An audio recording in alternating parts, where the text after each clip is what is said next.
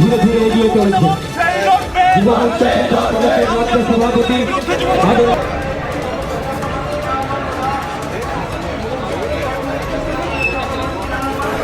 মাননীয় সভাপতি শ্রী অসীম ভট্টাচার্য মহোদয় সহ ভারতীয় জনতা পার্টির বিভিন্ন অংশের নেতৃত্ববৃন্দ এবং দেবতুল্য কার্যকর্তাগণ, আমরা প্রদেশ যুব মোর্চা জঘন্যতম ন্যাক্কারজনক সমালোচনার বিরুদ্ধে ত্রিপুরা প্রদেশ যুব মোর্চার উদ্যোগে আয়োজিত ত্রিপুরা প্রদেশ কমিটির উদ্যোগে আজকের এক বিক্ষোভবিহীন এলাকার বিভিন্ন পথ পরিক্রমা করে ধীরে ধীরে আপনাদের সামনে দিয়ে এগিয়ে চলেছে। সভাপতি বিধায়ক আদরণীয় শ্রী সুশান্ত মহোদয়ের নেতৃত্বে আজকের এই মিছিলের আমাদের মধ্যে উপস্থিত রয়েছে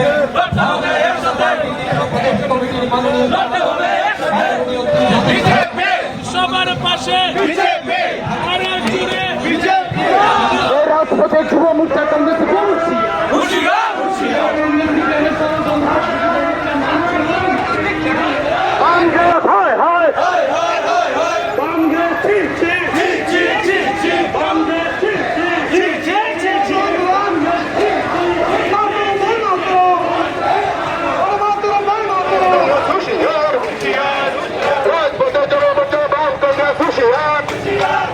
আছেন বিগত কিছুদিন যাবৎ এই রাজ্যের লুপ্তপ্রায় এক ছাত্র যুব সংগঠন আমাদের রাজ্যের যে বিকাশমুখী সরকার চলছে ভারতীয় জনতা পার্টির নেতৃত্বে ডক্টর মানিক সাহার নেতৃত্বে সেই সরকারকে কালিমালিপ্ত করার জন্য এবং মিডিয়া ফোকাসের জন্য মাঠে নেমে পড়েছে।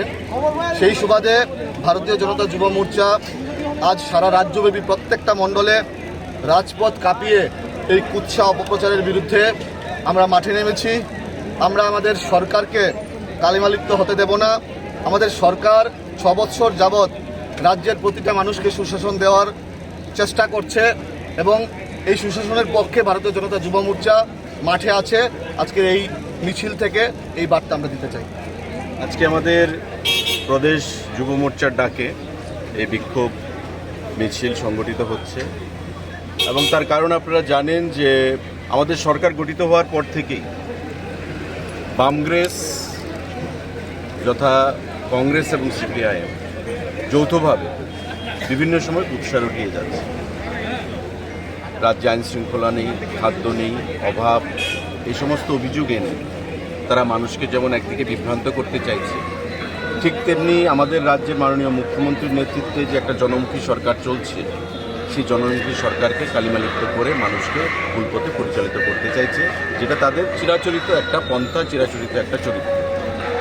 গত দুদিন আগেও ডিওয়াইএফআই রাজ্য কমিটি আমাদের দল, আমাদের সরকার সম্পর্কে কুৎসা রটিয়েছে এবং রাজ্যে অরাজকতা চলছে, খাদ্য নেই, মানুষের মধ্যে বেকারত্ব, সমস্ত কিছু একটা নেগেটিভ ওয়েতে তারা সবসময় যেভাবে প্রচার করে অভ্যস্ত সেই জিনিসটাই তারা করছে।